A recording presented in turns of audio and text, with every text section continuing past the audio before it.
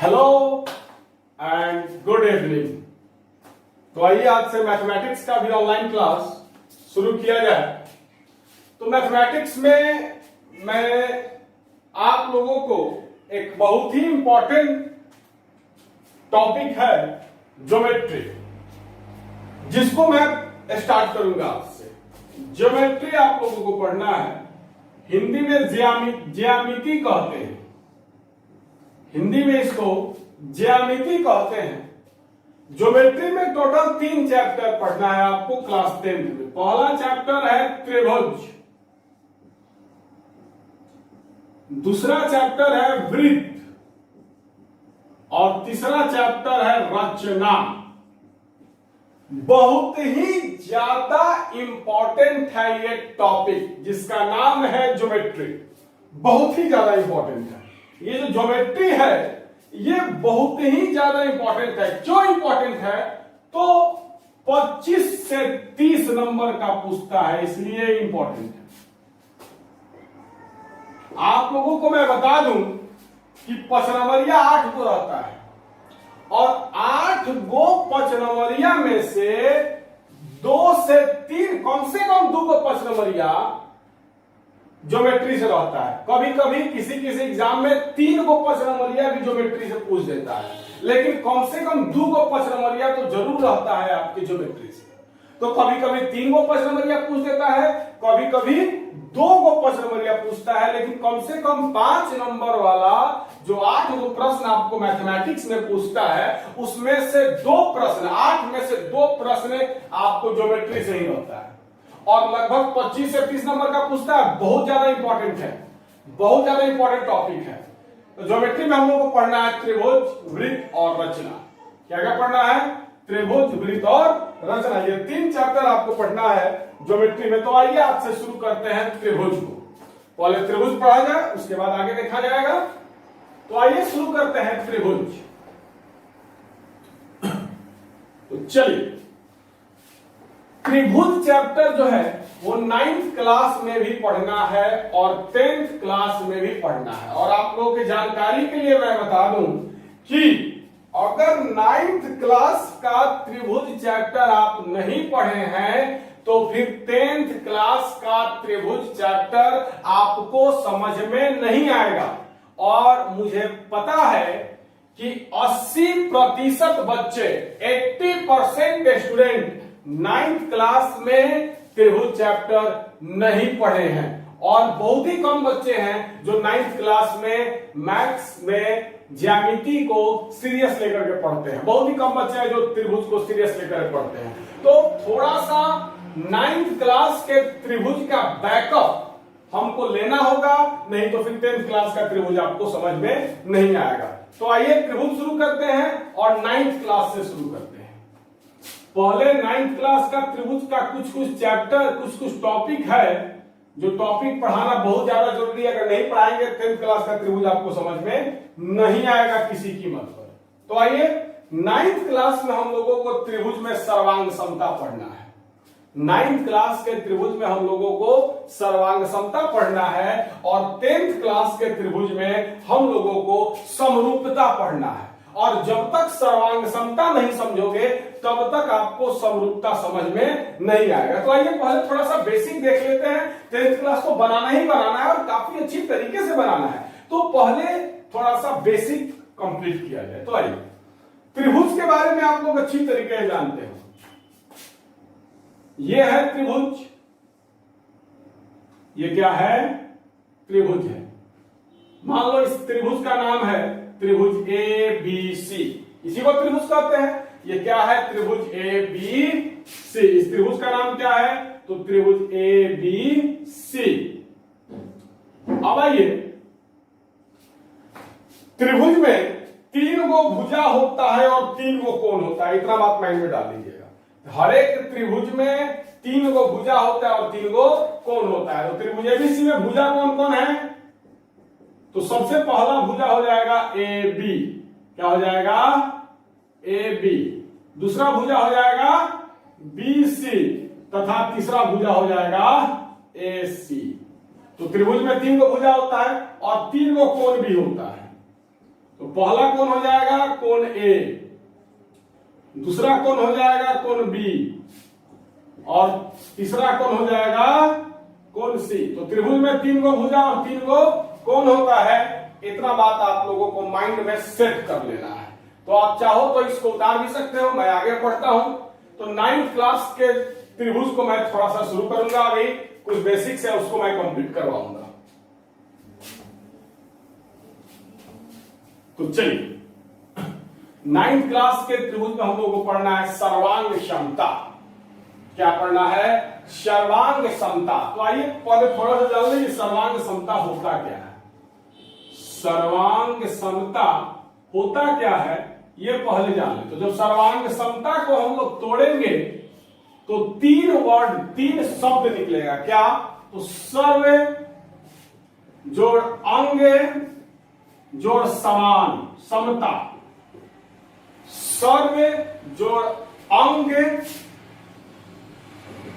जोड़ समता, इस तीनों शब्द को मिलाने से बना है सर्वांग समता। सर्व जोड़ अंग जोड़ समता, इस तीनों शब्द को मिलाओगे तो बना है सर्वांग समता। और सर्वांग समता का चिन्ह होता है ऐसे, सर्वांग समता का चिन्ह होता है इस तरीके से, बराबर के ऊपर एक ऐसे दे देना, यही होता है सर्वांग समता का चिन्ह। तो आइए आप समझते हैं सर्वांग समता होता क्या है। तो सर्व मतलब सभी, सर्व बोले तो सभी, अंग बोले तो क्या समझिएगा। जैसे कि हम लोगों का अंग क्या है? आंख है, कान है, मुंह है, नाक है। उसी तरीके से त्रिभुज का अंग क्या क्या होता है? भुजा और कोण। त्रिभुज का अंग क्या क्या होता है? भुजा और कोण। तो यहां अंग का मतलब है भुजा और कोण, और समता का मतलब होता है समान, बराबर। समान मतलब बराबर। तो 2 ठो त्रिभुज का अगर सभी भुजा और सभी कोण समान हो, बराबर हो, तो दोनों त्रिभुज क्या कहलाएगा? सर्वांगसम कहलाएगा। इसमें बहुत सारा इंटरनल चीज है जिसको मैं आगे थोड़ी देर में बताऊंगा।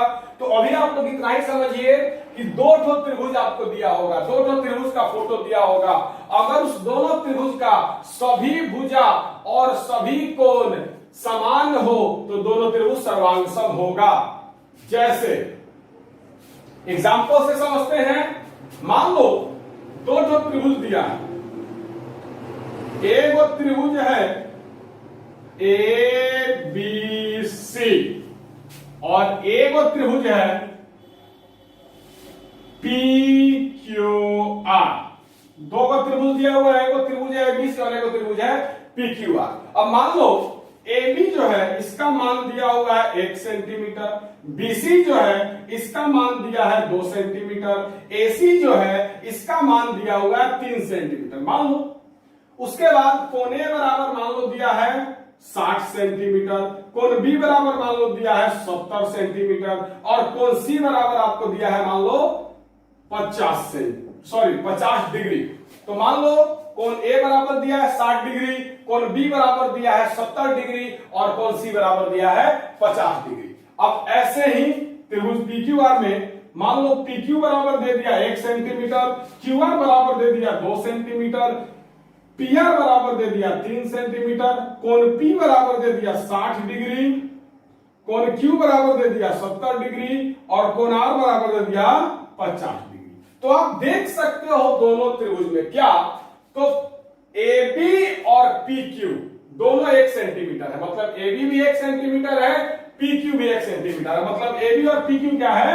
बराबर है। उसके बाद आप देख सकते हो BC 2 सेंटीमीटर है, QR भी 2 सेंटीमीटर है, मतलब BC और QR क्या है? ये भी बराबर है। और AC और PR ये दोनों 3-3 सेंटीमीटर दिया हुआ है। AC भी 3 सेंटीमीटर है, PR भी 3 सेंटीमीटर है, मतलब ये AC और PR भी क्या है? बराबर है। मतलब इस दोनों त्रिभुज का सभी भुजा बराबर है। अब कोण पर देखा जाए तो आप देख सकते हो कोण A भी 60 डिग्री है, कोण P भी 60 डिग्री है, दोनों भी कोण क्या है? बराबर है, मतलब कोण A और कोण P बराबर है। कोण B और कोण Q बराबर है, दोनों 70 डिग्री है। कोण C और कोण R भी बराबर है, ये दोनों 50 डिग्री है। तो आपने यहां पर ये चीज देखा कि इस दोनों त्रिभुज का सभी भुजा और सभी कोण समान है, मतलब इस दोनों त्रिभुज का तीनों भुजा और तीनों कोण क्या है, बराबर है।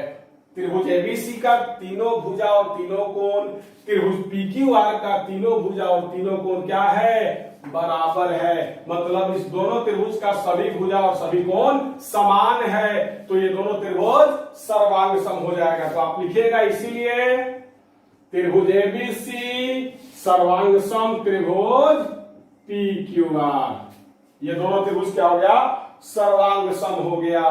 क्योंकि सर्वांग सम का मतलब क्या होता है, सर्वांग समता का मतलब क्या होता है, तो सभी भुजा और सभी कोण समान हो तो सर्वांग सम है। आप देख सकते हैं कि त्रिभुज एबीसी का और त्रिभुज पीक्यूआर का तीनों भुजा और तीनों कोण समान है, तो दोनों त्रिभुज क्या हो जाएगा, सर्वांग सम हो जाएगा। तो वीडियो को पॉज करके उतारिए, आगे बढ़ते हैं।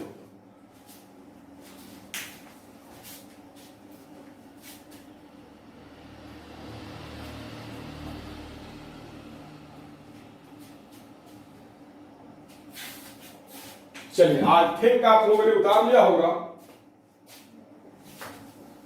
अब एक चीज समझिएगा बाबू ध्यान से, तो दो ठो त्रिभुज सर्वांग सम कब होगा, जब उसका तीनों कोण और तीनों भुजा बराबर होगा तब। लेकिन अब यहां मुद्दा आता है क्या, तो समझिएगा ध्यान से।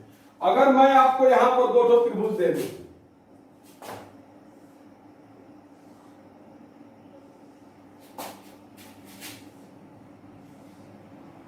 एक त्रिभुज है एबीसी और एक त्रिभुज है पीक्यूआर, दोनों त्रिभुज है, एक त्रिभुज है एबीसी, एक त्रिभुज है पीक्यूआर। मान लो ये 1 सेंटीमीटर है, ये 2 सेंटीमीटर है, ये 3 सेंटीमीटर है, मान लो ये 1 सेंटीमीटर है, ये 2 सेंटीमीटर है और ये 3 सेंटीमीटर है। मान लो कोण ए आपको 60 डिग्री है, कोण बी आपको 70 डिग्री है, कोण सी आपको 50 डिग्री है।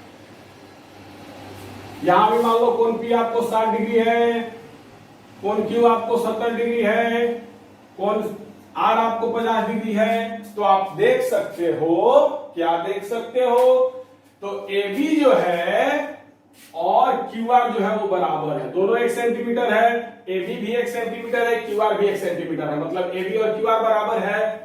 बीसी 2 सेंटीमीटर है और एसी भी 2 सेंटीमीटर है, मतलब कि बीसी और एसी भी क्या है, बराबर है।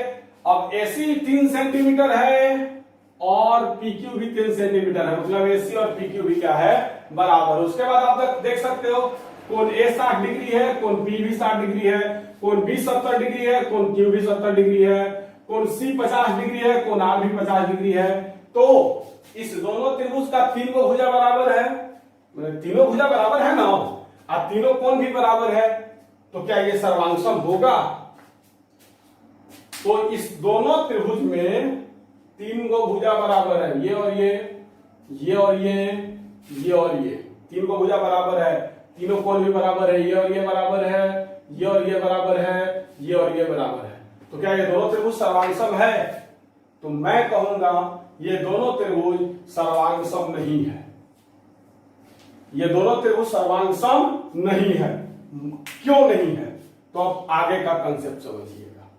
दो ठो त्रिभुज सर्वांग सम होगा, कब होगा, तो उसका संगत कोण बराबर हो और संगत भुजा बराबर हो। अब यहां मामला आ गया संगत कोण, माने तीनों संगत कोण बराबर होना चाहिए और तीनों संगत भुजा बराबर होना चाहिए। अब यहां मामला आ रहा है कि ये संगत कोण क्या है और संगत भुजा क्या है।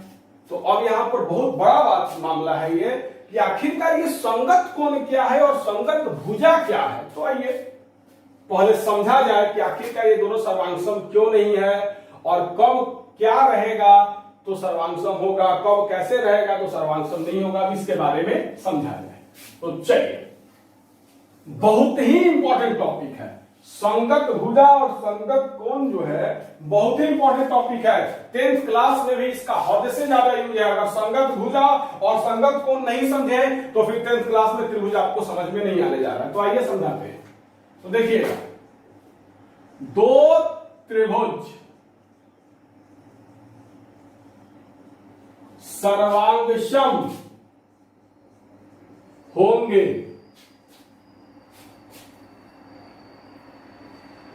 दो त्रिभुज सर्वांगसम होता है यदि संगत कोण बराबर हो।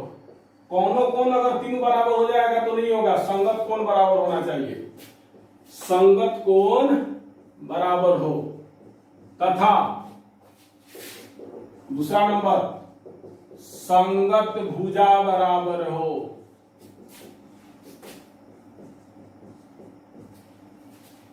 दोनों त्रिभुज का अगर कोनो तीन को कोण बराबर हो और कोनो तीन को भुजा अगर बराबर हो तो दोनों त्रिभुज सर्वांगसम नहीं होगा। सर्वांगसम कब होगा? जब संगत कोण बराबर होगा और संगत भुजा बराबर होगा, तभी वो सर्वांगसम होगा, नहीं तो वो सर्वांगसम नहीं होगा। अब यहाँ पर मेन मामला आता है कि आखिरकार ये संगत कोण और संगत भुजा है क्या, तो आइए समझा जाए।